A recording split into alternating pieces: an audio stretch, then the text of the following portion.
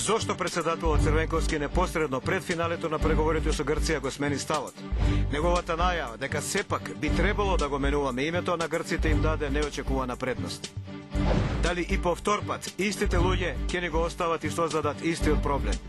Кумовите на Фиром, од Глигоров, Андов и Црвенковски до Фрчковски и Денко Малевски сега ни нудат ново име повторно. Секој се сопнува поеднаш, но ако на ист камен се сопне човек два пати, тогаш нешто не е во ред со него. Дали е загубена можноста да се решава за името во атмосфера на единство и релаксирани односи?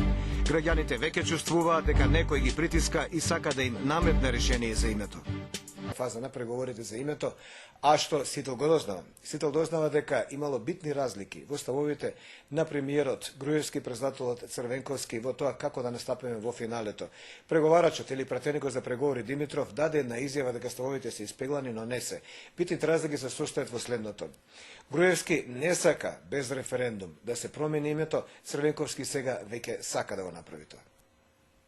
Иако преговарачот Димитров се обиде да ја смири јавноста со изјавата дека меѓу Груевски и Црвенковски има само разлики во нијанси по однос на спорот со името, сепак дознаваме дека не е баш така. Груевски понатаму останал тврдо на позициите дека не смее да се попушта во спорот со уставното име, а Црвенковски се залага за компромис со Грција кој би значил промена на привремената референца Фиром со ново име на местото Фиром.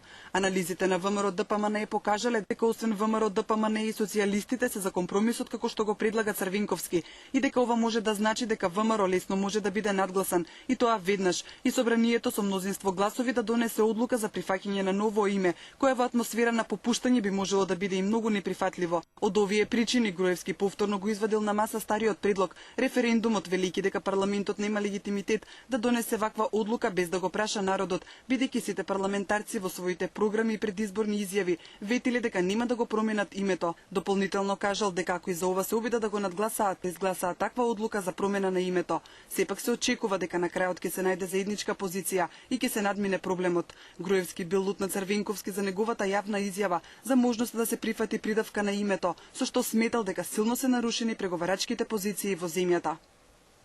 Еволуцијата на ставовите на македонските политичари, а сега само експерти деновиве во забуна ја става целата македонска јавност.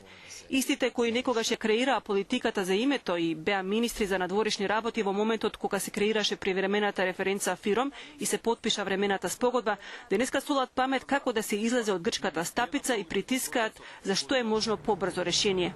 Веднаш по признавањето на уставното име на Македонија од САД во 2005 година, некогашниот министер, а сегашен експерт за меѓународна политика Фрчковски сакаше, како што тој вели, одма да се прекинат преговорите.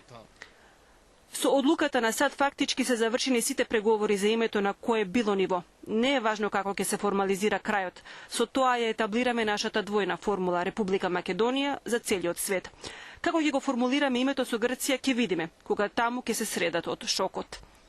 Спротивно на прогнозите на професорот, грците брзо се опорави од шокот, а Фрчковски од денешен агол, анализирајќи ја најновата рамка на Нимиц, не престанува со нови експертски совети во интервју за еден македонски весник. Ние рамката треба да ја прифатиме исто како и грците. Тука нема мрдање. Ако таа дебата се води до Букурешт, нека му ја мислат нашиве. Ке им требаат кожни опинци и гаки за преговори. Ние ќе им помагаме колку што можеме, но ако ова помине, првпат ќе се случи македонците некого на улица да убијат. Уште еден професор и некогашен министер Малевски 2005 година пишува: резолуцијата на Советот за безбедност од 93-та, со која не нарекуваат ПЈРМ, постои и грците ќе се повикуваат на неа, но одлуката на САД вреди повеќе од 10 такви резолуции. Но 3 години потоа Малевски порачува на македонската власт во меѓународна употреба да се најде некаква мала дистинкција која ќе не одвои од грчкиот дел на Македонија. Затоа не е подготвена македонската страна да остапи, бидејќи се закопа уште 1993-та и тоа не во битката за името Македонија, која беше тогаш туку во желба да им се даде на луѓето тоа што сакаат.